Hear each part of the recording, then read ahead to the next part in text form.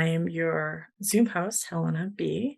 I'm an employee of San Francisco Zen Center, and I'm here to welcome you and to introduce our two wonderful teachers. I would like to just first introduce Abbot Jiryu Rutchman-Byler, and most of you will probably be familiar of him being the abiding abbot of Green Gulch Farms, part of San Francisco Zen Center, and our guest teacher, Anita Feng, Zen Master Jeong Ji. She is a talented artist and writer, and she is the guiding teacher of Blue Heron Zen Community up in Seattle. So we are really honored to have both of them here with us today. And without any further ado, I will pass it to them to get us started.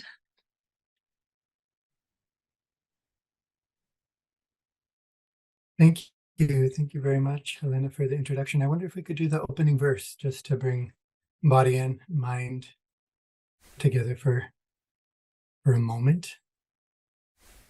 It doesn't work so well to chant all together on Zoom, so maybe just follow along muted, and we can just do the English for today. An unsurpassed, penetrating, and perfect Dharma is rarely met with even 100,000 million kalpas. Having it to see and listen to remember and accept, I vow to taste the truth of the Tathagata's words.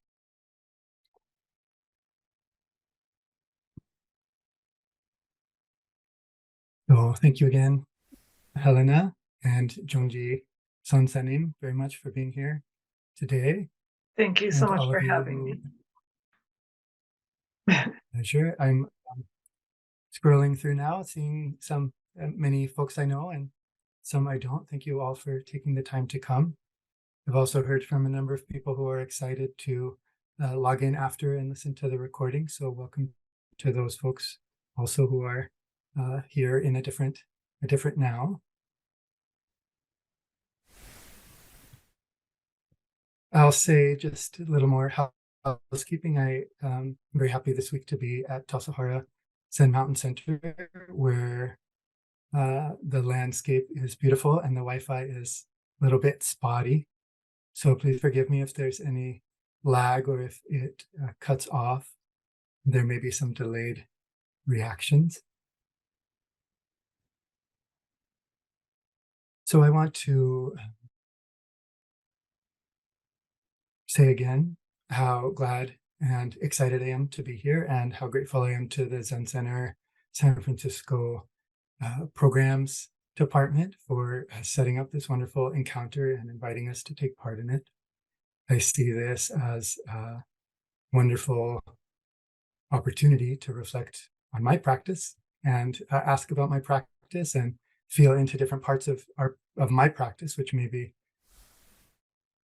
Jeong Ji Sonsanim's lineage of Korean Zen, the Golden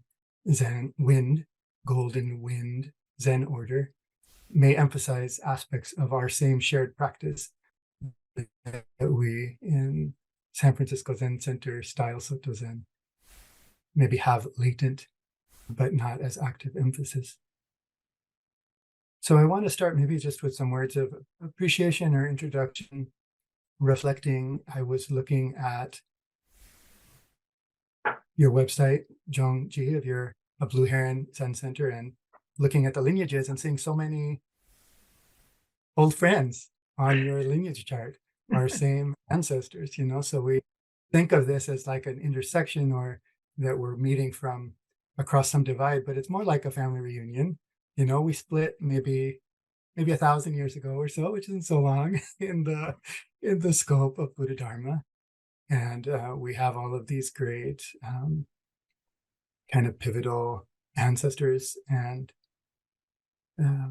women's lineage ancestors in common that we share. I suspect we've crossed paths a lot more frequently than in 1,000 years ago. I suspect too that there's a way that history writes itself to delineate things more than they really are. Yeah. Thank you. Yeah, the list, the vertical list doesn't include all the flowing through all the wandering practitioners crossing paths and sharing practices and teachings. Mm.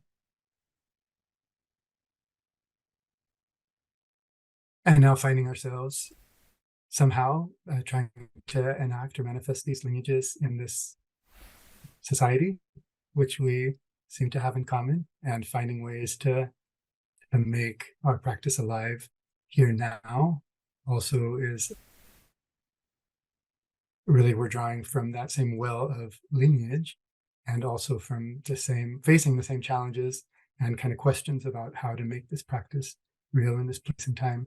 So maybe much closer than the, as you say, than the charts, when the charts make it seem. Mm-hmm. I'd like to take I just wanted to take a moment and thank you for inviting me to be with you. I wish we could all be in the same room and see each other whole body, whole presence, but we can do that even on Zoom in another kind of way. I just want to acknowledge the generosity that I felt from you and from your Sangha to encourage this kind of conversation. It's when we meet and it's when we talk that we realize how close we truly are.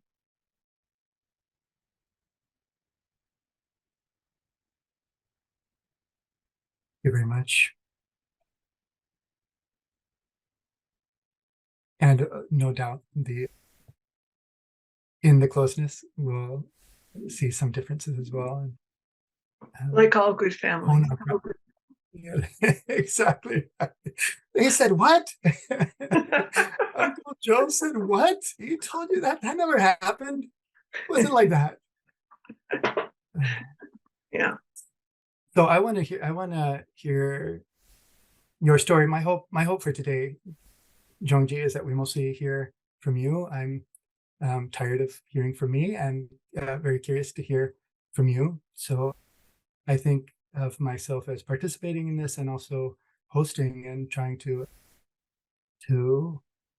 explore and hear from you whatever you're able to share in this short time about your own practice.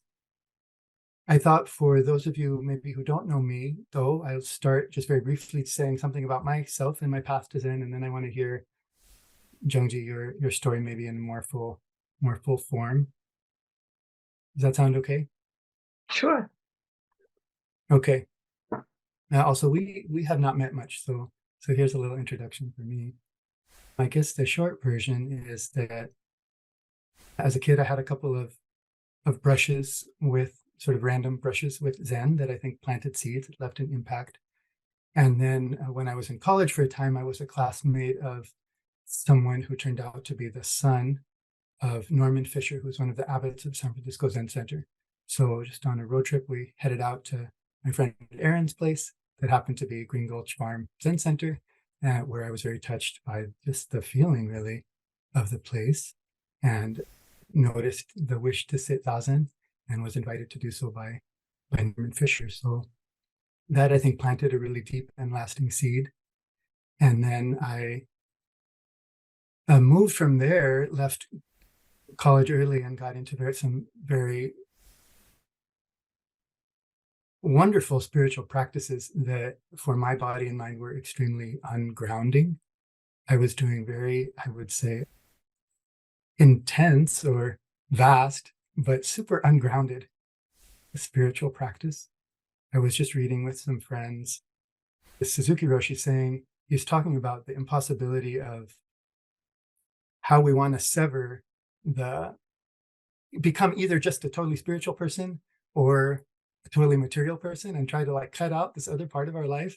And he says you're doomed. He's so emphatic, kind of uncharacteristically emphatic about doomed you'll be if you try to cut out some part.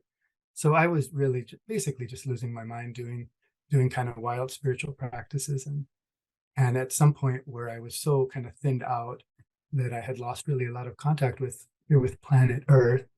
And I remembered Zen and this very grounded, very practical and grounded, and also deep spirituality.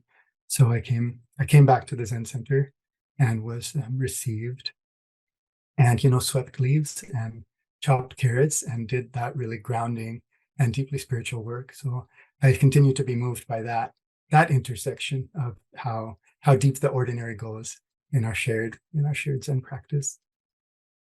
So then I spent a lot of years here at Tassajara, where I am this week, and also even more so at Green Gulch Farm.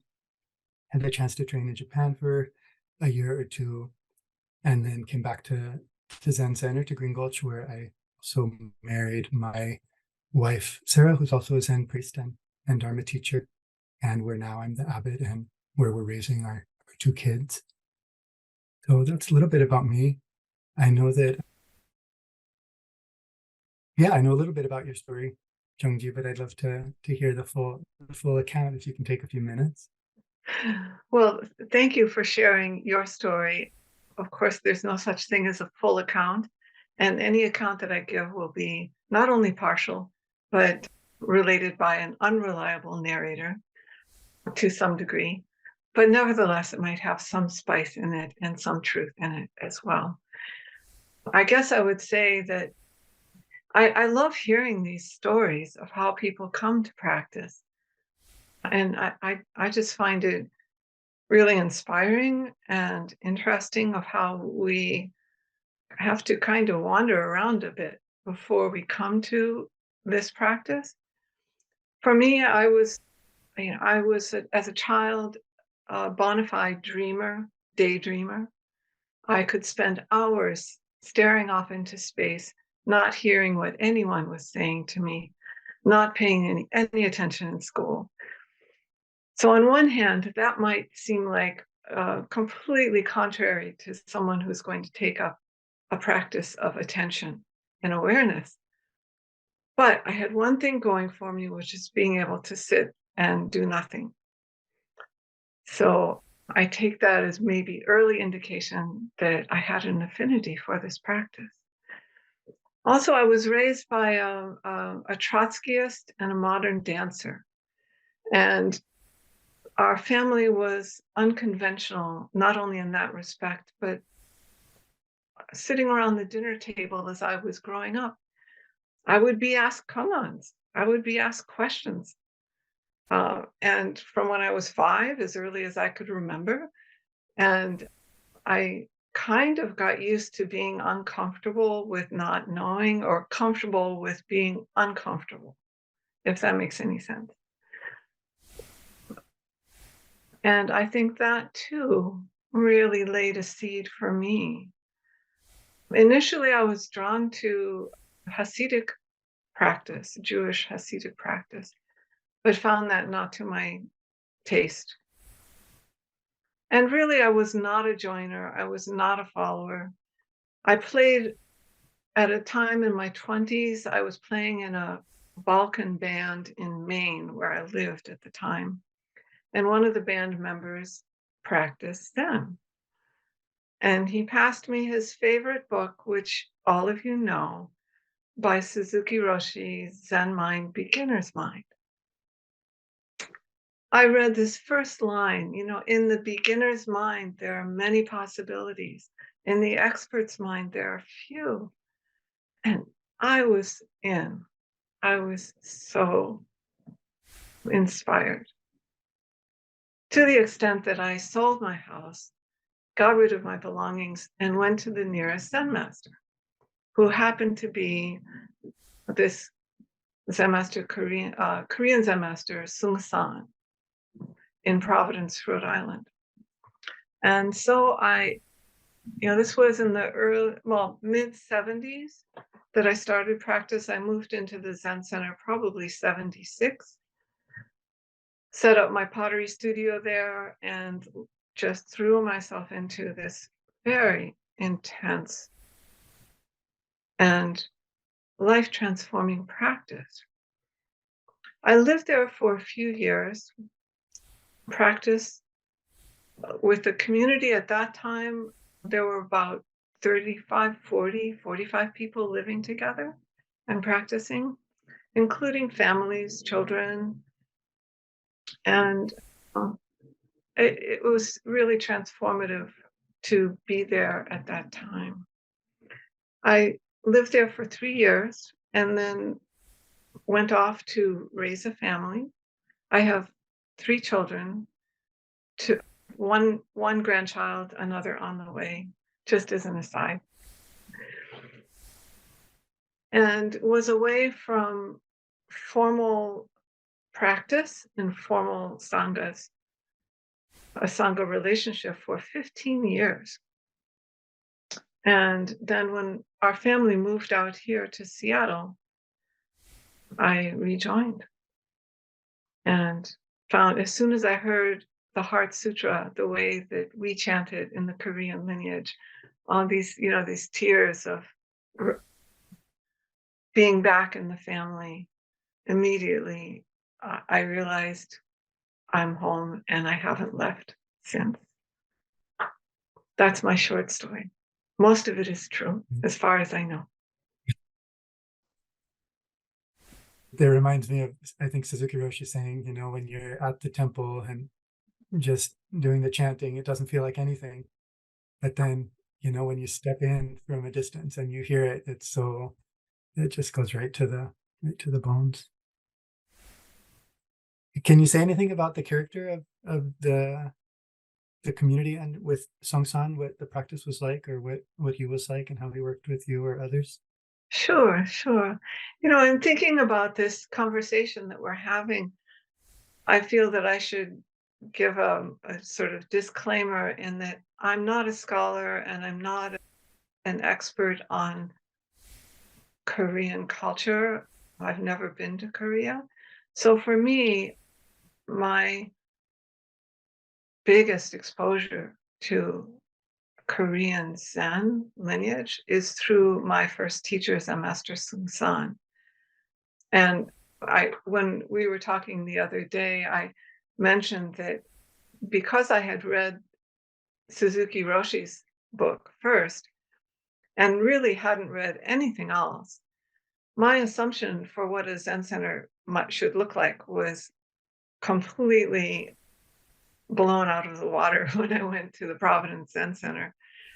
There is, I guess I would say, first of all, there's a colorfulness to Korean culture and Zen that is so vibrant and so lively. And I guess when I first walked into the Zen Center for the first time, I was expecting black cushions. I was expecting black and white, essentially. But that's not what I met. I met these cushions that one was orange, one was green, one was bright blue, and so on. And to say nothing of a very bright, very large gold Buddha on the altar. So I have to admit or confess that my personal aesthetics were probably much more aligned to the Japanese aesthetics, in that this simplicity of style, earth tones, if you will. As a craftsperson, I've always appreciated these raw materials of the earth. And yet, through Zen Master Seung Sahn's patient and constant teaching, I learned to appreciate a much wider frame of beauty, of form and formality. So one thing I could say about just the practice style that I met and have since seen all around the country where I've encountered Korean Zen lineages, there is a naturalness and an earthiness in the sense of it being somewhat informal in its formality. For example, in our sitting practice, while we ask people to sit in stillness while meditating, if you are uncomfortable or need to change position, you can do a seated bow and then stand up behind your cushion for a while, keeping your hands in this position, which we call hapchang. And then whenever you're ready, you could stand like that the whole time and continue your meditation. But whenever you like, you can do another standing bow and then sit down again. But it's as that informal formality has developed over the years,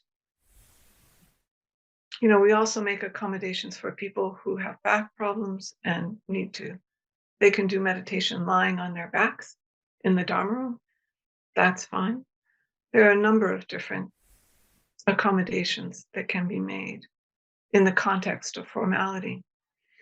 I think one phrase I would use to describe what I met at the Providence Zen Center and other Zen centers of Seung Sahn's is that it's really family style. I remember this one incident when I was living at the Providence Zen Center. At that time, I think, this was in the 70s, Zen was pretty new to most people, most of us. And I think some students were really captivated by the idea of challenging the Zen master, pounding on a door and maybe doing a little show-off Zen. Like the old stories. Yeah, just like the old stories. So one day I was at the Zen Center and somebody pounds on the front door, and the guy says, is the Zen master in? I want to see Zen Master Seung Sahn. This, just as an aside, the kind of arrogance, the kind of that particularly, I don't know, I won't call it arrogance, but there's a kind of ambition that so many people have when they take up this practice, whether they see it or not. So here's this guy, I answer the door, and he's just kind of, if you could imagine what a puffed up chest looks like, he was showing me that at the front door. And I said, "Oh, I'm so sorry. The Zen master's not in. We're having popcorn upstairs. Would you like to come and join us?" And he was completely, everything deflated. He didn't know how to respond. He didn't know how to behave. He came upstairs. Here we are. There are children running around. There are people talking all at once, eating popcorn drenched in soy sauce. And, it was, I think we bested him, truth be told, in his. Well, just like the old stories too, you don't get you don't get what you want. If you got what you want, then why go to the teacher? You already know what you want. Seung Sahn was a colorful character himself, very much a colorful character, even far more colorful than those cushions in the Dharma room. And I think more than his many wonderful talks, it's his vibrant presence that inspired me and really changed my life. Just the feeling of being around a person who's totally themselves or totally present. Yeah. Would you say that there was like a particular thing that he was trying to really get folks to understand, or was it just responding to each in an open and more intuitive way? Was there a point that he was really trying to drive home? Yeah, that definitely the latter. There was a point that he was driving home, day and night, all through the day. You must wake up, soon attain enlightenment, save all beings from suffering. Try for 10,000 years, nonstop. And then he would say, "Okay." It's like, so, Hey. in my own mind, I'm saying, "Okay, I'll try." Yeah. I'll try.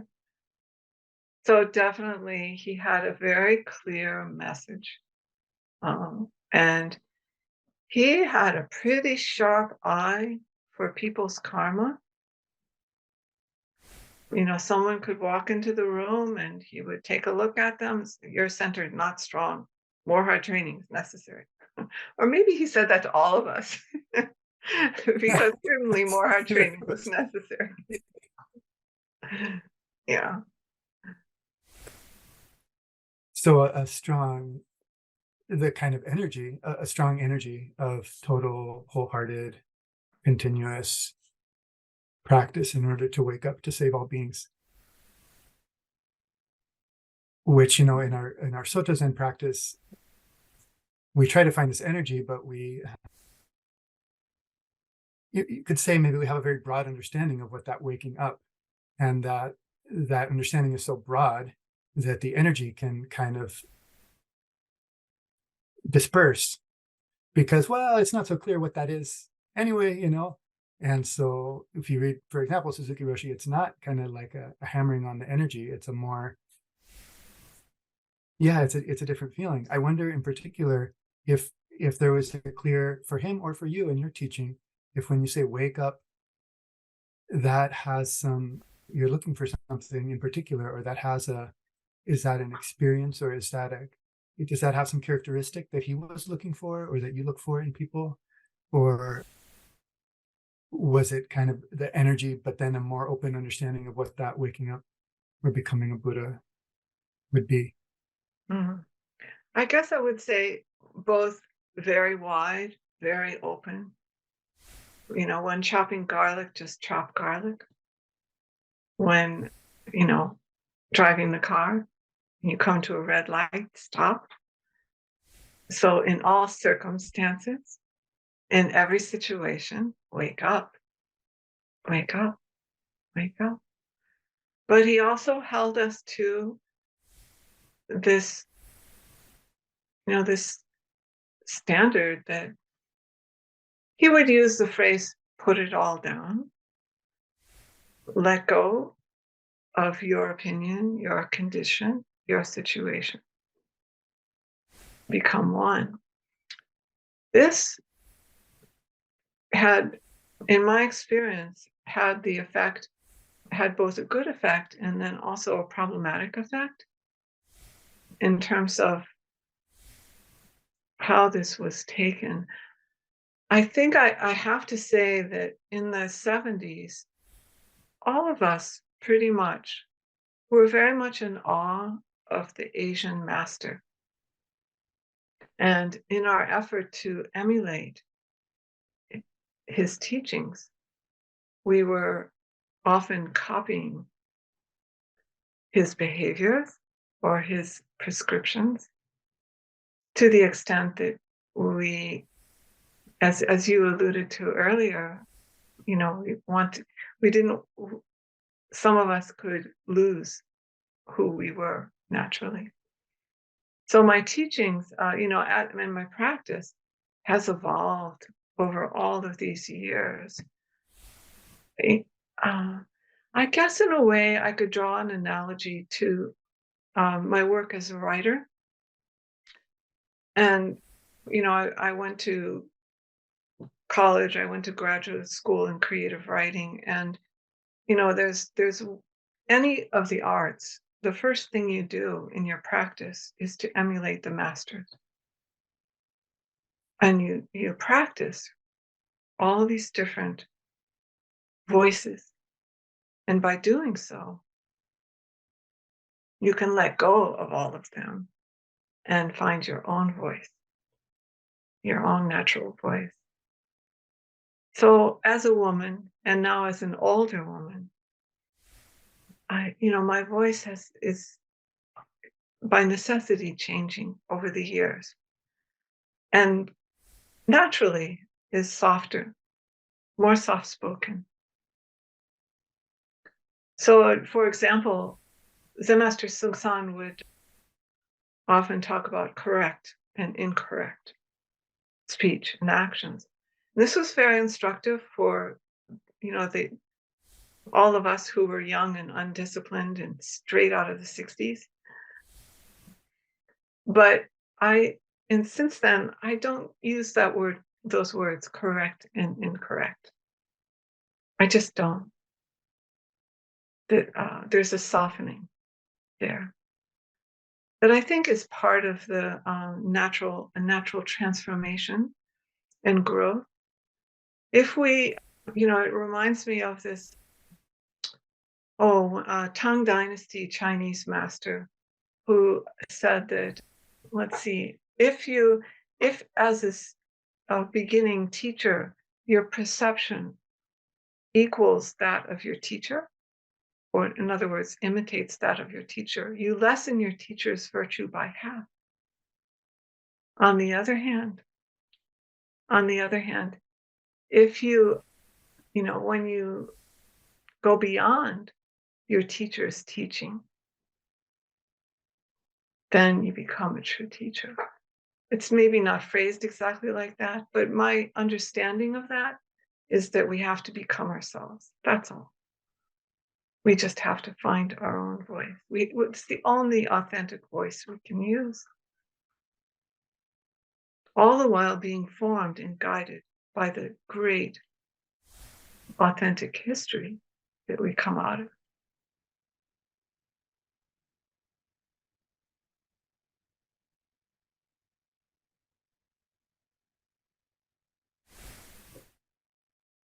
Uchiyama Roshi, the Japanese modern Zen teacher, talks about that same point in a very sweet way, where he just assumed that he would become like his teacher through the practice, So I'm sure he's emulating, but his teacher was apparently a great person, and Uchiyama was not such a great person, and he eventually got that just him being himself, rather than becoming like you get some other personality or get some strength that you don't have, just becoming yourself. Wonderful. Also very resonant with Suzuki Roshi's teaching all the time. When you're just you, can you just be you? But then everybody trying to be like the you that their teacher figured out how to be. So that's somewhat natural, isn't it? It's somewhat natural, and I think that as teachers, it's our job to do something very difficult, which is to guide, but also to encourage people being themselves. There's this passage, to quote this Zen Mind, Beginner's Mind again, there's this passage in there that I've always loved about relationships. And I think, he says something like, if you want to control your cow, you be sure to give it a wide and spacious meadow, right? Something like that. And I think there needs to be that kind of spaciousness along with the rigor and discipline of our training. That's funny. I was just reading that yesterday too. And in that same passage, he's saying, so let people do what they want, but watch them. Right. Watching, which I was struggling with, like, are you sure? Can I just let people, but watch them? He says, it's not that you just let people do what they want and then ignore them. That's not loving, that's not intimate, but let them do, and then stay right there, but with a wide field. Mm-hmm. And it sounds also like in that kind of informal family space, there's sort of room for different kinds of expression too. I don't know if that was your feeling. In those early days, I think we held ourselves back a bit. It was very intense practice, and at least for us. Maybe I could say a little bit about what that was. I know that the core of our practice is probably the very same core of Soto Zen meditation. But we have other practices as well. And maybe we could do a little compare contrast there. I don't know. Please. So at least the way it was done in those early days, we would get up every morning and do 108 prostrations. So this is full prostrations from standing all the way down to the floor and laying oneself out. This, for many new students, was not only physically difficult, but mentally and emotionally a challenge. For me, coming from a Jewish heritage, it's something that's just not done. But I found that in the physicality of doing a full prostration, there is this felt practice of letting go. There is this very physical practice of, as Zen Master Seung Sahn would say, putting down your opinion, condition, situation, physically laying it down there on the floor. And then when we're doing this all together in the Dharma room, we're also bowing to each other in our Buddha nature. A whole room bowing together is a very powerful experience. So laying this all down on the floor and then coming back up, coming back up to standing position, arising with our Buddha nature. And so that's the first thing we do every morning. And then that's followed by chanting. At that time, we would do, I think 45 minutes of chanting, followed by sitting. It's been a lot of years since then, so I don't remember the exact amount of time, but the sitting was broken up with walking meditation. Our walking meditation, I believe, is probably faster than I've experienced sitting with Soto lineage folks, but I'm not sure. Maybe there's variety there. Almost anything. Almost anything on earth is faster than Soto Zen walking meditation. So that's probably true. The sloth, I think, is faster. Oh, that there might be a really interesting compare contrast just around tempo in general, because how about the chanting pretty fast, or well, some of them are pretty fast, and there's the morning bell chant is slow, but the others are fairly rhythmic and somewhat fast. But there's this tempo thing. I just want to interject. We would have formal meals, and Seung Sahn set the pace for how we eat. Like in 2 minutes, it's over and done. So this could be alarming for those who want to be mindful and actually taste their food. So I know that over the years, there's been a concerted effort, I think, in most places to slow that tempo down. Yeah. Yeah, we have very long ceremonies of eating with slow, long chanting.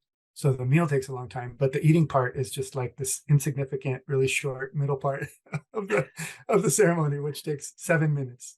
And that's currently 7 to 9 minutes or something. So yeah, it's the kind of the mindfulness. Maybe you mentioned becoming one, and in a way the tempo, it's like maybe the mindfulness movement is kind of developed in a different track and in a different time, but the feeling of, or just the other, or other siblings in other lineages, who do practice that slowness, this kind of mindfulness and slowness, as opposed to this kind of becoming one wholehearted. There's something about the energy that I'm sensing, if you're bowing and then chanting and then sitting, you're kind of not exhausted, but you've generated all of this energy and then stabilizing. Mm-hmm. Oh, the way the life was carried out in those days, we were a mix of lay people and monastics. single people, people with families and partners. So we would do this practice every morning all together, and then we would go off and go to work and have our day jobs and come back and do it all over again. Well, we did the 108 prostrations is just in the morning, but then we would have the evening practice retreats every month.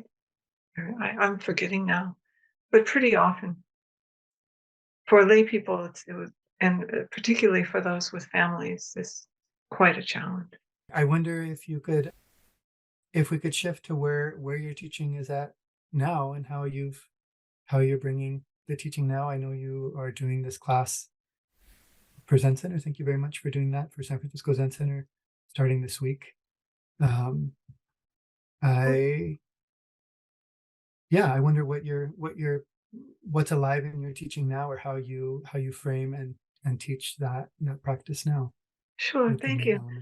One thing I would like to say about the teaching that I received from Zen Master Seung Sahn, and later on when I moved to Seattle from my teacher then, and now Zen Master Jibong, is this koan training.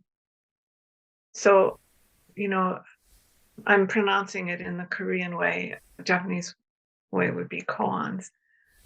But this is definitely an important part, a very integral part of our practice.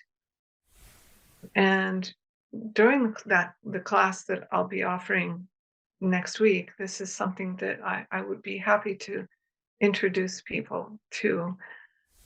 One of the things that I'm doing now in our Sangha, we have the same koans that I grew up with Seung Sahn, but also additional koans that my teacher, Zen Master Jibong, did with Seung Sahn himself. So we have quite a number of koans that we work from with students. I think that one of the things that I've been interested in exploring with students these days is how to do koan training in a way that is maybe a little less macho, just to put it out there like that. That there's a whole history, and we can all read it in the books about Zen, where somebody says something, somebody shouts something, and somebody comes back with a response. And in our koan training, there's a category of koans that are had been known as Dharma combat koans. So we've shifted to phrasing that as Dharma exchange.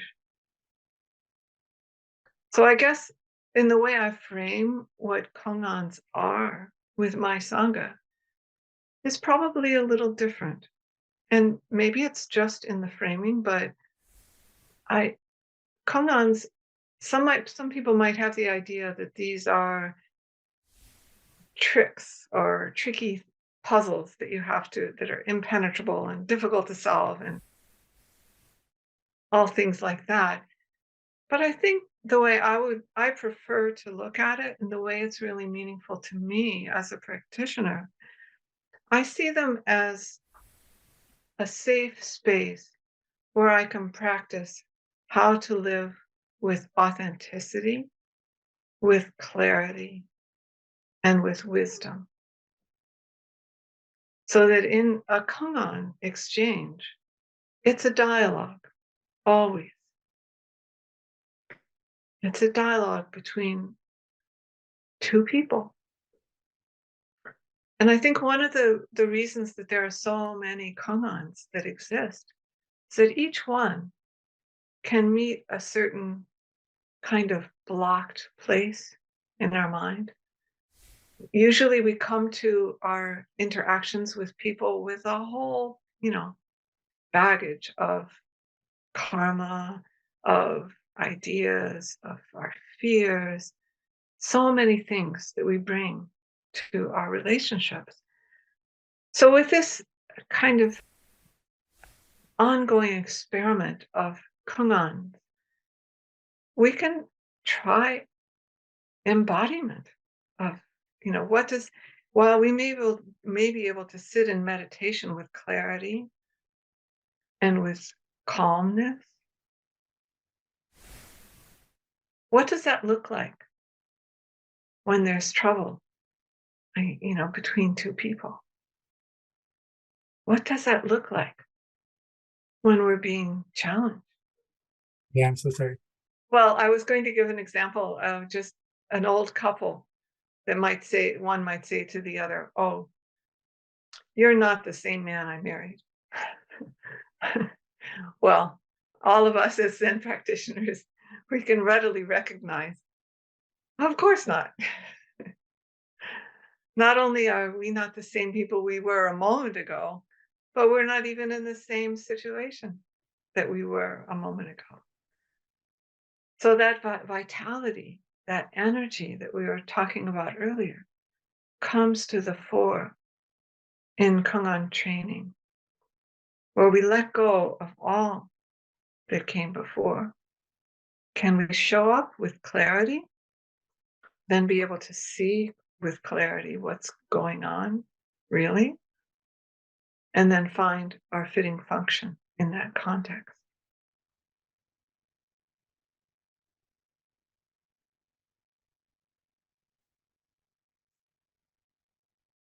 So maybe in the koan curriculum, or maybe this is like the macho koan way, there's a right answer, or there's something that you're looking for as a teacher who's given a koan, that you're looking for a particular response. Is that your current feeling, that there's something you're getting at, something that you do hope that the student sees?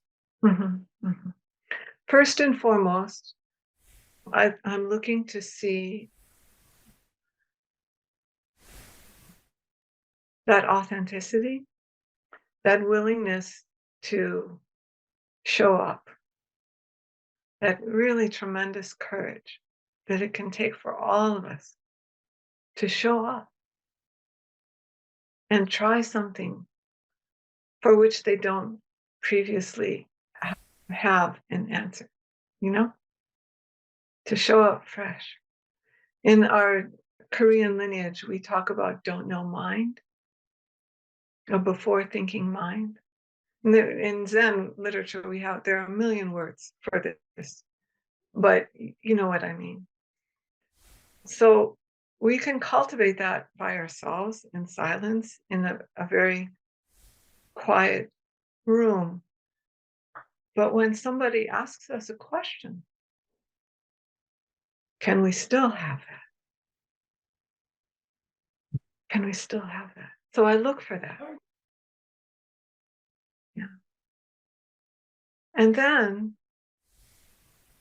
from there, we're both in it together, is the way I see it. We're both trying to show up with a before thinking mind. I'm trying to meet the situation and the conditions of the moment, just as a student is. So it's a wonderful practice for me. And then in terms of, in quotes, answers, if we look at, maybe that's even a word we could just dispense with for a moment and look at a situation. We're asked a question in everyday life. Maybe we're confused by it. What did you mean by that? What did you mean by saying that? I think that if there's that willingness to investigate and try something, try anything. This is very important first step. In doing so, a student, as well as myself, we see a student will see their own mind in action. There are so many benefits to this training. One is to see certainly our own mind in action. We can see the mind starting to scurry around. What does the teacher want? What should it be? What sounds really smart? What sounds like a good Zen answer? So there are some konans that are very broad, very wide. We call them wide gate konans, for which there could be a great many responses that demonstrate and embody clarity, an ability to see clearly and to respond with simplicity and authenticity. And some are sharper, where there is indeed really only one fitting response. And that too is reflected in our daily life sometimes. Yeah.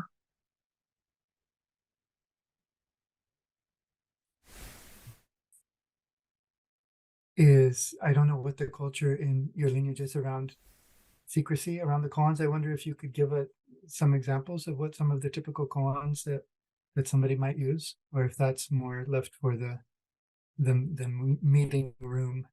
Oh, no secrets. I guess, there are some famous ones. Then give us the answers too.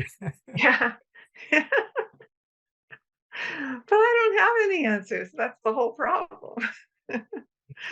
No, I think that there are many famous ones that are in the, that people are familiar with. What is the sound of one hand? My career as a potter, for 30 years I made musical instruments out of clay. That was a very odd career, but nevertheless, that's what I was doing when I was living at the Providence Zen Center. And so Zen Master Seung Sahn had this also famous koan for me, is what is the sound of a flute with no holes? So hearing a question like that, what it does, I think in some ways, in a very physical way, it kind of puts a roadblock in front of our intellectual, analytical side of our brain and gives our intuitive wisdom center a chance to respond.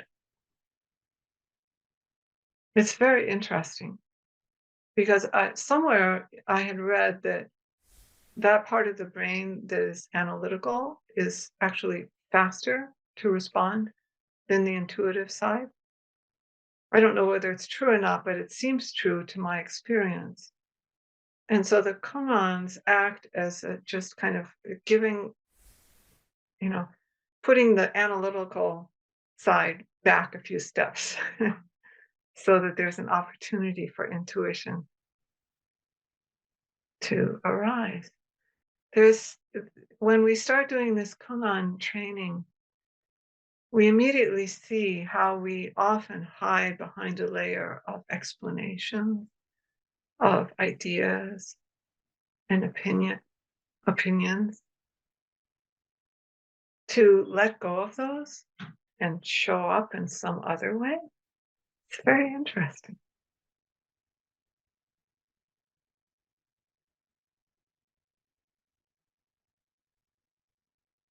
In the Japanese koan tradition, there's this image of you take the koan, you swallow the koan like a red hot iron ball. Also maybe a kind of macho image, of an intensity with which you sort of take on, and then it kind of like ruins your life, that the koan should just completely ruin your life.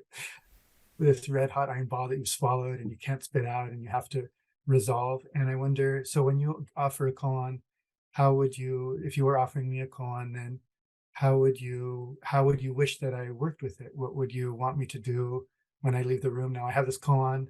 What's the sound of one hand? How do I practice with that? How do I move with that in my life? That's a good question, and it's an important one because, you know, I think the first thing that I would say to the, you know, two aspects. Well, before I get to that, I'll say I personally have never swallowed a red hot iron ball. It's never happened. It's so pleasant. So I really don't think it's necessary. I mean, maybe for some people but anyway, I don't think it's necessary. Either figure. That's not the feeling. So anyway, what I would say to students is to hold their koan lightly, actually, in the spirit of don't forget about it. Don't let the dog eat your homework. In other words, keep it with you. There is a way that once a koan has been presented, it's already in your consciousness. It already lives inside of you. So every now and then that this koan might bubble up during meditation or as you go about your daily life, you could take a look at it and just see, what is it? How might I respond? And then as soon as you see your mind starting to analyze, to think about it, to try to figure it out, I would recommend just let it go. Just let it go. But let it come back.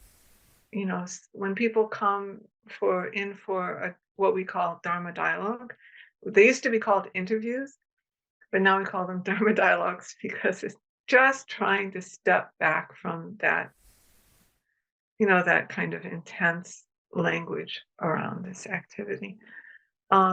So when people come in for Dharma dialogue and they say, I don't remember what I was working on, I might kind of scold them a little gently. That's a little too late. I certainly can't remember your homework for you. So, yeah. We talk in Soto Zen, you know, there's this Dogen Zenji has this teaching of Genjo koan, which is, and there's various ways of understanding that, but we talk a lot about the koan of our actual life. You know, the koan that, what's the koan? There's a question that your life is actually presenting you. And, you know, it could be just in the existential moment by moment sense that life is kind of a question, or if there's some discernment. And I just really resonate with what you're saying in terms of how I wish to like solve problems in my life or make decisions in my life or support others to make decisions or solve problems in their life, which there's lots of, is just that same way. Sit with light touch. And yeah, I love how you said it. Just now and then it comes up and you see, do I have anything for that? And then as soon as you start thinking, it's like, that's not the part. That's not the part. I don't know what the answer is, but I know that that's not the part that's going to give me the answer. That's not that. This is like a deep question. So it needs a deep steward, you know. So I want to give this important question to this deeper part of myself. And so that, but I love that lightness. I think I have maybe a little bit of an allergy to koan practice as I've sort of encountered it through the Rinzai Zen tradition, and maybe part of that, like why swallow the red hot iron ball again? Just to spit it out, just to have it go away, and then what a relief. Well, I have to say that the koan training that we do in the Korean lineage is a bit different than Rinzai, as I understand it. So in Korean practice, there's an emphasis on what we would phrase substance, truth, and function. Substance is this don't know mind, you know, the spacious awareness that we bring to all of us bring to our practice. From that place, reflecting what is true. And the key feature that I think, I don't know, I'm sure that other traditions go about it in different ways, but the key feature of our practice is finding our fitting function. So I think the first time I saw somebody doing Tai Chi. I'm going to use this as an analogy. There's a formality to it and I heard, oh, this is a martial art form, a light martial art form. And I thought, well, this is kind of strange in some way. It's very, very formal. It has, you do this thing and you do that move and you do that move. But then I, came to appreciate that this is training for how to live and how to respond. There's this other style of Tai Chi that's called push hands Tai Chi. I don't know if any of you have heard of that, but this push hands Tai Chi is a little bit like koan training. So that as the energy goes towards you, you don't have to invent anything. You don't have to exert force. Just use what appears in that moment. Turn it around and bring it back.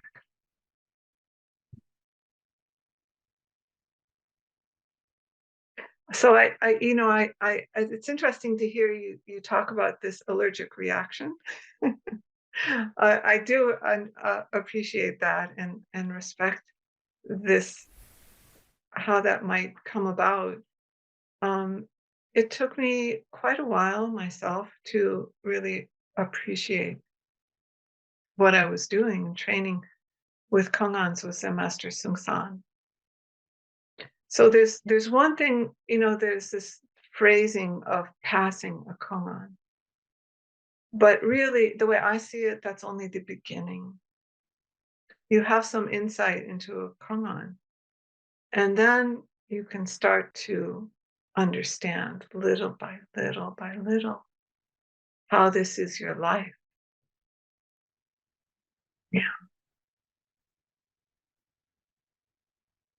Can you say a little bit about, you alluded to a distinction between koan and huato.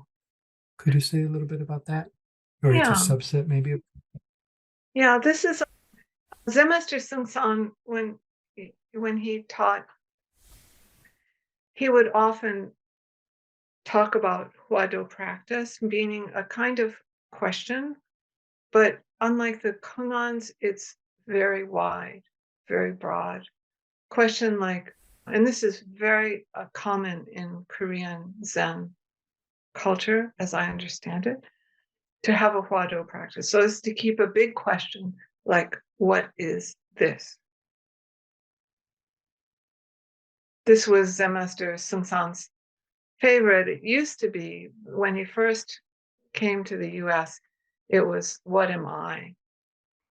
But as I was told, he felt that there was so in our Western mindset, there was way too much I already, and that it would be far more efficacious if we just didn't use that word and used what is this. So this is a question designed to invite broad, spacious awareness and an energetic and deep inquiry, not to find an answer, but to inquire deeply. This is my take. So is somebody maybe, thank you, yeah.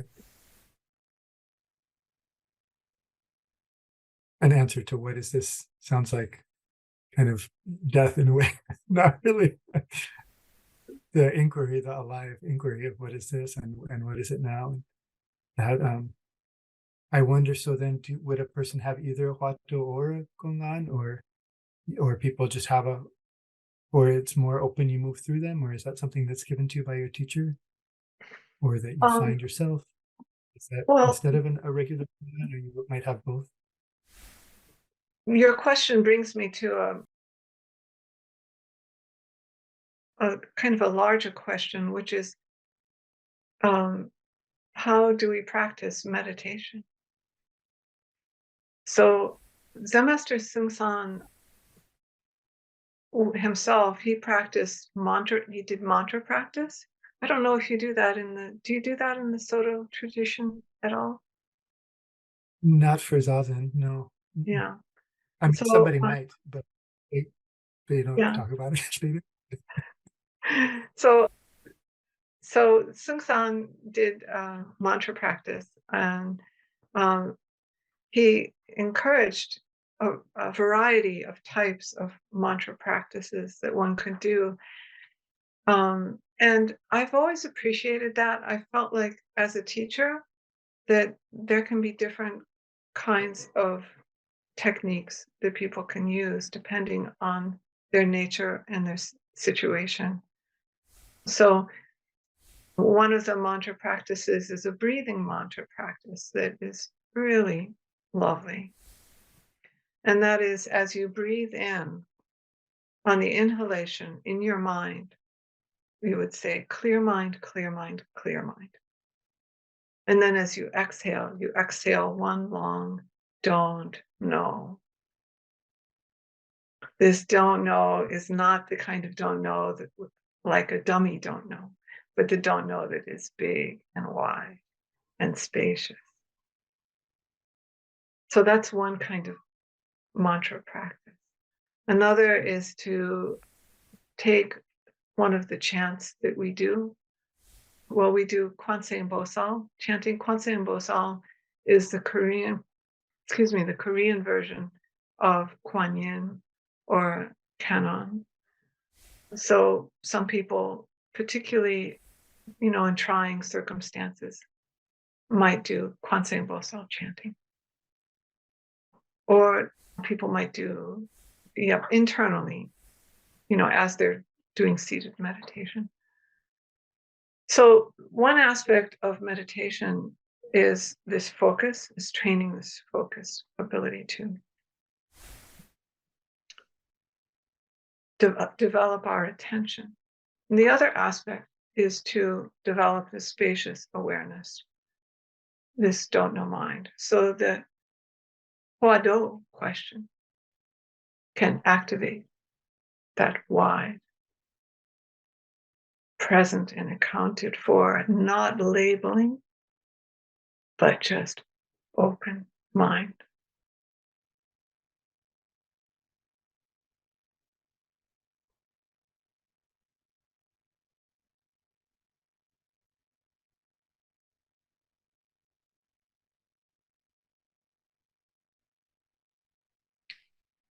I don't know if I could say something else about our style. It's always changing.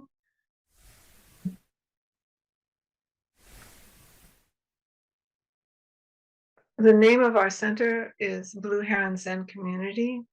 And so we very much act as a community in so many ways, in decision processes, in helping each other and being friends with each other and supporting each other. So while there's still hierarchy in our tradition, I have learned so much by visiting other traditions, other centers. And that has really informed how we're changing.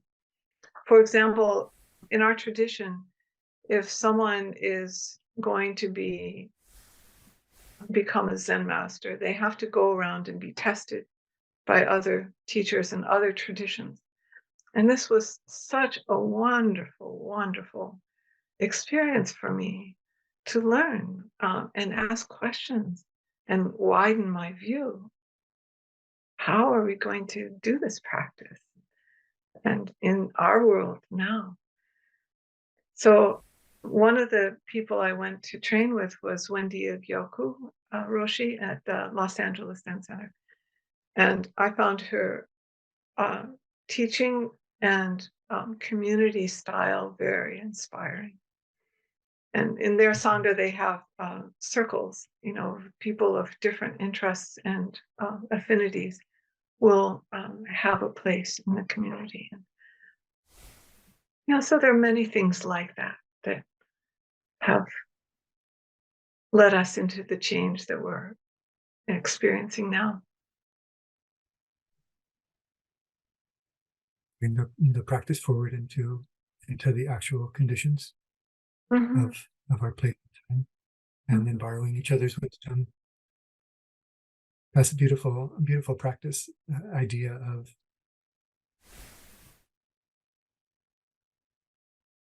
joyfully subjecting, the teacher to that sort of inquiry or engagement or inclusion, and kind of confidence building of, do you have the support of the wide sangha, not being so kind of narrow. It's wonderful that you've drawn so much, and hopefully this encounter also is part of that. It's totally wonderful to hear your approach, and I could just keep going. I really want to hear more about bowing and various other things. Well, I don't do 108 anymore. I do 9 every morning before I practice, before I do anything. And I find that it's not so much about the number, but the thoroughness of it, the meticulous attention brought to it, the humility brought to it. I don't know how it happens, but I keep having opinions about things. And it's just a great way to let it go, isn't it? Yeah. It's for us as Westerners, in Asia, my husband is Chinese, and there's just so much of bowing that's so ingrained in the society. Without any instruction, there's already some sense of humility by having some kind of action like this. So it's good for us, I think, to take it up.